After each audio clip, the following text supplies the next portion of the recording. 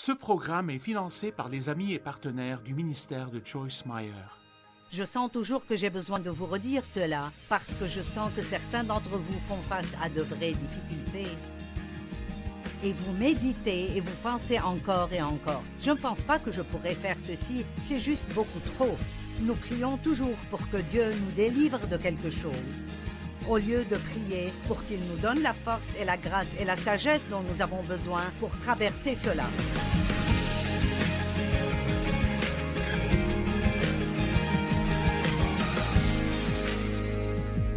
Bienvenue à vivre pleinement votre vie. Je suis heureuse que vous m'ayez rejointe. J'ai un message pour vous et je pense que non seulement nous nous amuserons beaucoup avec, mais il sera vraiment bénéfique et vous aidera dans votre vie de tous les jours. Le titre de mon message est « Ne faites pas sauter les plombs ». Maintenant, certains d'entre vous pensent que vous savez de quoi je parlerai et c'est peut-être vrai, mais je pense qu'il y aura des éléments ici qui vous surprendront. 2 Timothée 1,7 dit « Dieu ne nous a pas donné un esprit de timidité. » Comprenez ceci, Dieu ne nous a pas donné un esprit de timidité, mais de force, d'amour et de sagesse. La Bible amplifiée dit « La puissance, l'amour et une pensée saine, un esprit de discipline et de maîtrise de soi. » Je sais que vous ne voulez pas parler de ces choses, donc nous allons juste laisser ça de côté. En fait, je ne vais vous parler que de la première partie de ce verset. Dieu ne nous a pas donné un esprit de timidité, mais un esprit de force. Je ne sais pas pour vous, mais moi, j'aime cette force. J'aime le mot « force ». Où que vous soyez maintenant, dites-le juste « force ». Il sonne si bien. La Bible ne dit pas que Dieu nous a donné un esprit de faiblesse, de lâcheté et de timidité. Dieu nous a donné un esprit de force.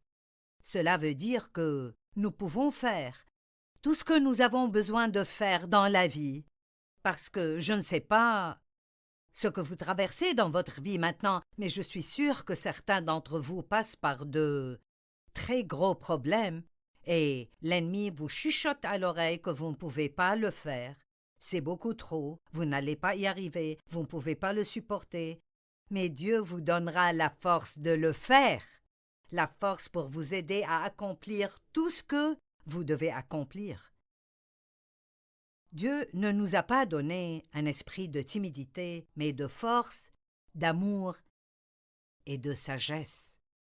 Job 36, 26 dit « Vois combien Dieu est grand, cela dépasse notre compréhension. » J'aime ceci. Avons-nous vraiment une idée de combien Dieu est puissant, combien il est grand? Est-ce que nous pouvons nous imaginer combien Dieu nous aime et combien il est prêt à faire pour nous? Écoutez, nous faisons tous des fautes, des choses que nous ne devrions pas faire. Mais si vous avez un cœur après le cœur de Dieu, si vous vous repentez, Dieu vous pardonne, il enlève vos péchés, aussi loin que l'Est est de l'Ouest, et il ne les garde pas en mémoire. Je ne veux pas que vous soyez désespérés.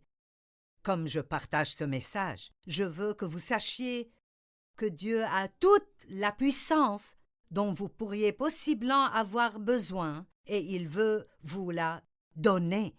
Dieu veut vous donner la puissance dont vous avez besoin pour vous occuper de n'importe quelle situation et toujours pouvoir vraiment vivre votre vie et être calme et en paix.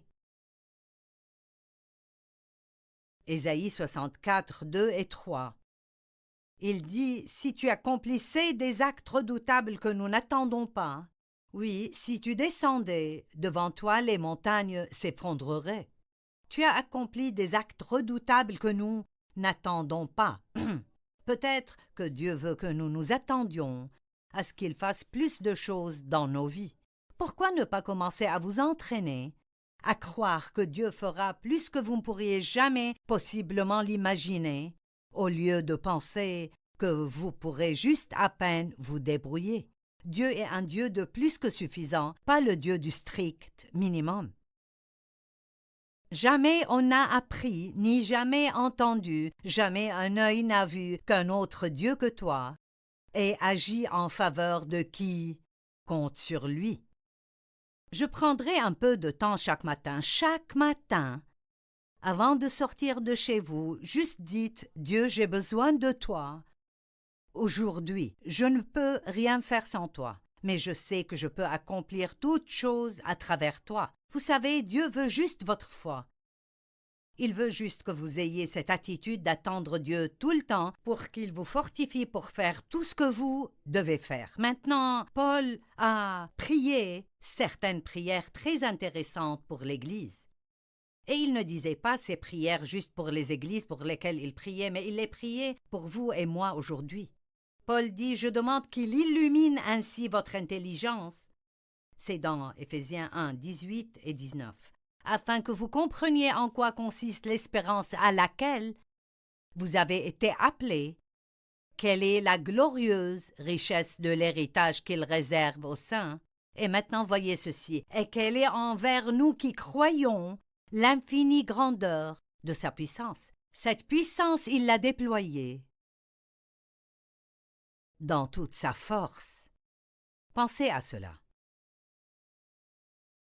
Paul a prié pour que nous ayons de la puissance de Dieu, pas juste une puissance limitée, mais une puissance illimitée, la capacité de faire tout ce dont nous avons besoin de faire. Je sens toujours que j'ai besoin de vous redire cela, parce que je sens que certains d'entre vous font face à de vraies difficultés. Et vous méditez et vous pensez encore et encore. Je ne pense pas que je pourrais faire ceci, c'est juste beaucoup trop. Nous prions toujours pour que Dieu nous délivre de quelque chose, au lieu de prier pour qu'il nous donne la force et la grâce et la sagesse dont nous avons besoin pour traverser cela. Si vous étudiez les prières de l'apôtre Paul, il n'a pas prié pour que les problèmes disparaissent. Il a prié pour que les gens les gèrent avec un bon tempérament. Qu'en pensez-vous? Personne ne m'a jamais dit « Joyce, pourrais-tu prier pour moi pour que je dépasse ceci en ayant une bonne attitude ?» Non, ils veulent que nous prions pour que les choses disparaissent. Maintenant, parlons de la grâce une minute. Nous parlons de la grâce. Qu'est-ce que la grâce? Eh bien, la grâce est la faveur de Dieu, et nous n'en doutons pas. Par la grâce, nous sommes sauvés, par la foi. Donc, nous pouvons dire que la foi est la prise de courant dans la grâce de Dieu. Dieu a toute la grâce qu'il nous faut, la faveur imméritée, mais la grâce n'est pas juste la faveur imméritée, c'est aussi la force habilitante. La force habilitante, voici cette force de nouveau. Laissez-moi vous lire un verset. Jacques 4, 6. En fait, ce verset a vraiment changé ma vie quand Dieu m'a donné de le comprendre, il y a probablement 35 ans. Il accorde une grâce plus excellente. Pas juste une grâce, mais plus excellente si vous avez besoin de plus de grâce et plus de grâce. Vous voyez, Dieu n'est pas en récession. Il n'y a pas de danger qu'il soit à court de choses. Il a toute la force dont vous avez besoin, toute la grâce, toute la douceur, tout le pardon dont vous avez besoin, toute la bonté dont vous avez besoin. Mais la Bible amplifiée que j'aime beaucoup dit il accorde une grâce plus excellente et ensuite l'amplification dit la force du Saint-Esprit pour faire face à cette tendance mauvaise et toutes les autres. Avant cela, avant ce verset, il parlait des mauvaises tendances que nous avons et de comment nous pouvons nous occuper de celles-là. Comment puis-je ne pas me comporter mal? Comment puis-je ne pas avoir une mauvaise humeur et ne pas être jaloux et ne pas pécher et faire des choses que je ne devrais pas faire? Eh bien, pas juste avec détermination ou volonté ou juste parce que vous décidez cela. J'ai besoin de l'aide de Dieu et vous en avez besoin aussi. Beaucoup d'entre vous ont des difficultés, des problèmes de comportement que vous essayez vraiment, entre guillemets, de dépasser. Mais vous ne pouvez pas dépasser ces choses juste en essayant. Oui, vous devrez faire un effort, mais ça doit être un effort inspiré et imbu du Saint-Esprit, pas juste un effort de la chair. Donc, avant de faire quoi que ce soit, dites « Je sais que je ne peux pas faire cela tout seul, j'ai besoin de ta grâce, j'ai besoin de ta force, j'ai besoin de ton aide. » Donc, il dit la grâce est la force du Saint-Esprit pour faire face à cette tendance et toutes les autres complètement. Donc, rappelez-vous qu'il n'y a pas de manque de force au ciel. Et rappelez-vous que la grâce n'est reçue qu'à travers la foi. Donc, la foi est notre lien avec la grâce de Dieu, ou disons juste pour en parler aujourd'hui que la foi est votre lien avec la puissance de Dieu. Donc, je devrais vous demander, êtes-vous déconnecté? Et beaucoup de fois, c'est notre problème. Maintenant, j'ai une lampe ici, et j'essaye d'allumer cette chose et je ne sais pas si la lampe est abîmée et pourquoi elle ne marche pas. Et puis je réalise, oh, elle n'est pas connectée. Donc, je la connecte et nous avons de la lumière. Eh bien, peut-être que vous devez montrer plus de lumière au lieu de montrer les ténèbres. Et votre problème est que vous n'êtes pas connecté, vous n'utilisez pas votre foi, vous essayez de faire les choses vous-même, indépendamment, sans vous humilier sous la main puissante de Dieu et aller vers lui, et l'attendre et passer du temps avec lui. Écoutez, 3 des plus grandes choses que vous puissiez faire sont de passer du temps avec Dieu régulièrement, de lui demander ce dont vous avez besoin et de passer du temps avec la parole. Si vous voulez avoir une marche forte avec Dieu, vous devrez y investir du temps. 2 ou 3 minutes chaque matin ne seront pas assez. Il y a trop de choses qui arrivent dans le monde qui nous enlèvent la puissance ces jours-ci. Nous devons avoir plus de puissance. Il y a plus de problèmes dans le monde aujourd'hui, et au lieu de juste vous en plaindre, nous devons réaliser que nous avons besoin d'avoir plus de puissance. Vous dites, d'accord Joyce, tu sais, je suis un chrétien, je vais à l'église tout le temps, je lis ma Bible, je prie, mais quand même, j'ai juste tous ces problèmes et je prie à ce propos. Je sens que je suis connecté, comme tu me le montres, mais les choses ne semblent toujours pas marcher comme il faut. Eh bien, parfois vous pouvez être branché, mais vous faites sauter un plomb. Avez-vous jamais eu une situation dans votre vie où l'électricité coupe dans une partie de votre maison? Et nous avons tous en quelque sorte appris maintenant que si vous ne pouvez rien trouver d'autre, eh oui, vous êtes sûr que c'est branché, mais vous n'obtenez toujours pas de puissance là. Oui, je suis branché, mais quelque chose cloche. Ensuite, la chose suivante que nous faisons est d'aller et de nous assurer de la boîte à fusibles ou du disjoncteur. Et vous remarquez que vous avez un fusible qui a sauté. Vous devez mettre un nouveau fusible ou... La plupart des maisons aujourd'hui ont un boîtier disjoncteur. Et vous y allez et ils sont tous dans la bonne position, excepté celui qui contrôle la partie de votre maison où vous n'avez pas d'électricité et vous le basculez. Et l'électricité revient. Eh bien, j'ai trouvé quelque chose qui est vraiment intéressant. Un disjoncteur est conçu pour stopper ou arrêter l'électricité quand un problème est détecté et détecté. Pensez à cela. Donc, voici ce que je dis. La puissance de Dieu est disponible. Nous avons peut-être la foi, nous prions peut-être dans la foi, mais nous avons peut-être de mauvais comportements ou des erreurs. Encore et encore et encore, et Dieu continue à nous corriger, mais nous continuons à lui désobéir. Donc, bien que la puissance soit là, et je sais que je dois passer du temps avec Dieu, donc je le fais, je lis ma Bible, je prie tous les jours avant d'aller au travail, je vais à l'église le dimanche. Savez-vous combien de personnes font toutes ces choses?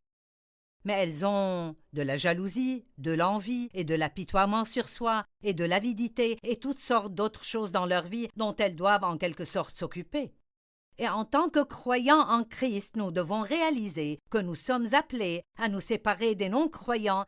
Et cela ne veut pas dire que nous n'avons rien à faire avec eux, mais que nous ne pouvons pas nous comporter comme eux. Nous sommes dans le monde, mais nous ne sommes pas du monde. Donc, j'ai 3 choses ici qui, je pense, vous feront faire sauter un fusible, ou 3 choses qui pourraient court-circuiter votre disjoncteur, et vous aurez peut-être besoin de rétablir certaines choses dans votre vie. J'espère que vous restez avec moi. Donc, la première chose est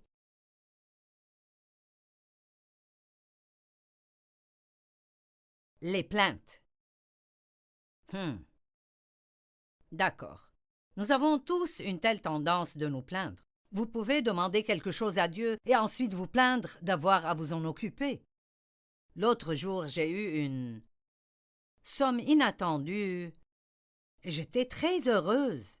Et puis j'ai commencé à me plaindre concernant toutes les taxes que je devrais payer.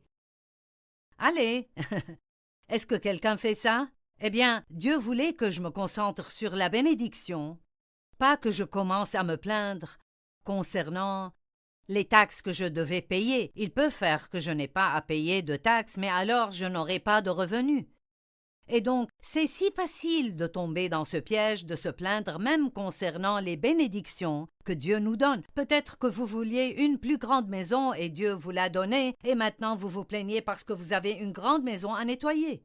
Croyez-moi, tout ce que vous amenez chez vous nécessitera un peu de soin et d'entretien, donc vous ne pouvez pas juste vouloir des choses et ne pas vous attendre à devoir en prendre soin.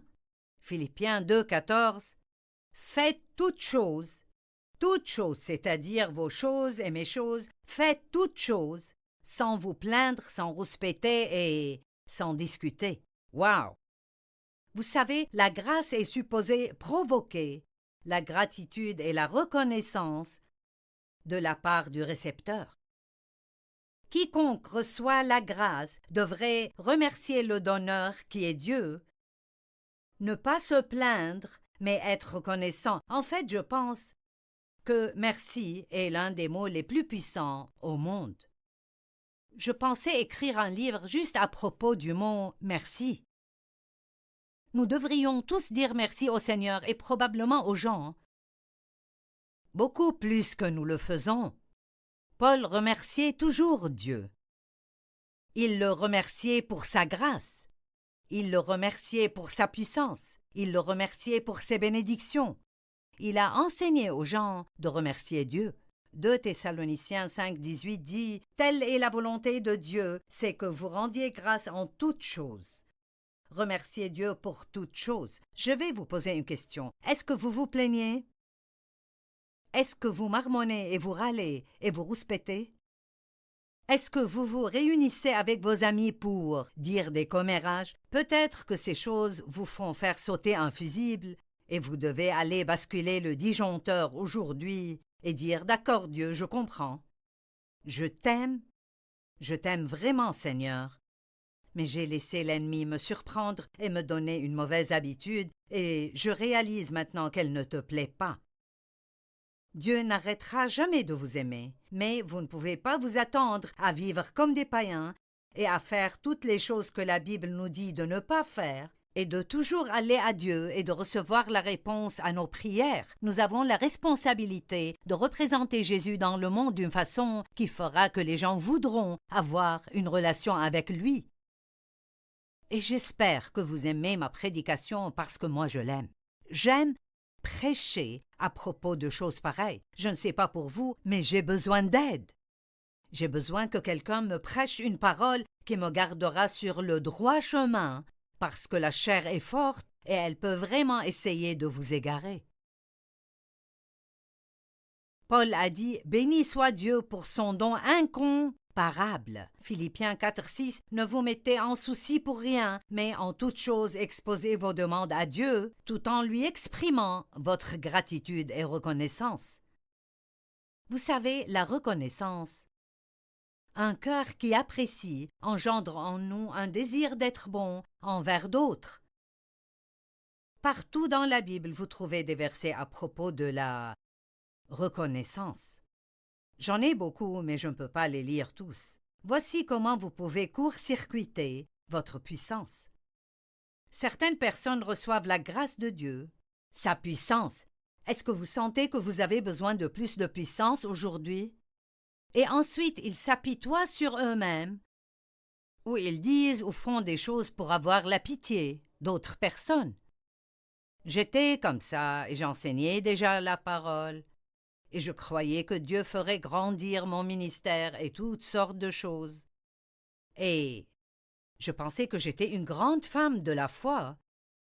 Et j'enseignais la Bible à d'autres personnes. Et j'allais à des réunions d'église et je travaillais pour Dieu. Et les choses ne semblaient toujours pas marcher pour moi. Mais j'avais toujours une autre habitude, qui était de m'apitoyer sur moi-même. J'avais un problème avec ça. Et Dieu m'a dit, tu peux être pitoyable ou puissante, mais tu ne peux pas être les deux. Et je parle à des gens aujourd'hui qui se sont laissés aller dans l'apitoiement sur soi. Vous savez, il n'y a personne qui me regarde aujourd'hui qui a le droit de s'apitoyer sur lui-même, parce que quoi que soit la situation où vous vous trouvez, l'apitoiement sur soi n'est pas la réponse pour votre percée. La louange et la reconnaissance, le fait de mettre votre foi en Dieu, de tendre la main et d'être bon envers d'autres, ce sont là les façons d'attirer la puissance de Dieu dans votre vie. Si vous avez une tendance à vous apitoyer sur vous-même, c'est de l'idolâtrie, c'est de se tourner vers soi-même et d'avoir de la compassion envers soi, et ce que Dieu veut que nous fassions est que nous ayons de la compassion envers d'autres qui ont mal. Je ne dis pas que votre vie n'est pas difficile, car peut-être que beaucoup de choses injustes vous sont arrivées, je dis juste que vous apitoyer sur vous-même ne vous aidera pas. Donc Dieu veut que vous alliez basculer l'interrupteur. Vous avez fait sauter un fusible et vous devez réparer certaines choses aujourd'hui.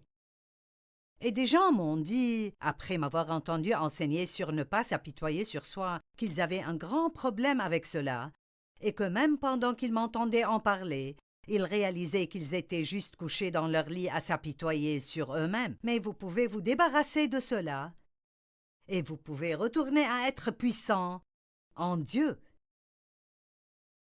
Il y a un homme dans la Bible dont j'aime parler et je n'ai pas le temps d'en parler beaucoup, mais dans Jean 5, 1 à 9, nous voyons un homme qui avait une maladie persistante pendant 38 ans. Et une fois par an, un ange venait à cette piscine appelée Bethesda et remuait les eaux, et là, quiconque entrait dans la piscine en premier aurait un miracle. Cet homme était couché près de la piscine pendant 38 ans et attendait son miracle.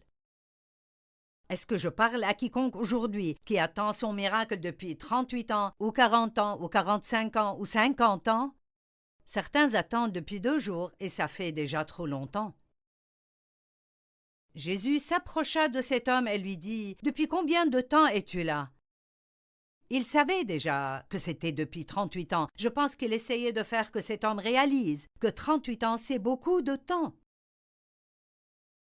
Et Jésus continue et lui dit « Veux-tu être guéri? Es-tu vraiment désireux d'être guéri? » Quel genre de question c'est de demander à quelqu'un qui est malade depuis 38 ans « Veux-tu être guéri? » Et l'homme répondit « Oui. » Et ici c'est écrit dans le verset 7, le malade répondit « Maître, écoutez, je n'ai personne pour me plonger dans la piscine quand l'eau commence à bouillonner. Le temps que je me traîne là-bas, un autre y arrive avant moi. Maintenant, je suis désolé si vous ne le voyez pas, mais je vois l'apitoiement sur soi. Je n'ai personne pour m'aider. Eh bien, il avait Dieu. Et même si vous sentez qu'il n'y a personne pour vous aider, laissez-moi vous dire, vous avez Dieu. Et c'est suffisant. Je préférerais avoir juste un tout petit peu de Dieu que toutes sortes d'aides humaines.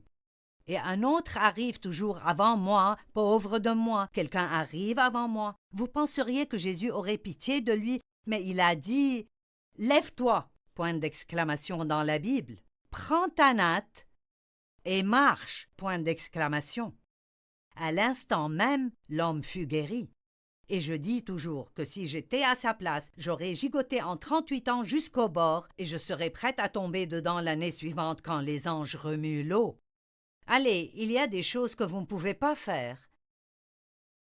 Mais Dieu veut que vous fassiez ce que vous pouvez faire. Et ensuite, la dernière chose que je mentionnerai, et je ne pourrai pas dire beaucoup à ce propos, c'est de prendre la gloire qui appartient au Seigneur. Quoi à propos de quand les choses vont bien dans votre vie? Allez-vous prendre la gloire et penser « J'ai fait cette bonne chose, c'est parce que j'ai fait ceci, c'est parce que j'ai fait cela » Ou allez-vous dire « Tout ce qui est bon dans ma vie est le résultat de la grâce et la miséricorde de Dieu. Je ne mérite rien de bien, mais Dieu est bon et Dieu a été bon envers moi. » Ne faites pas l'erreur d'essayer de voler la gloire de Dieu. Ne soyez pas un voleur, parce que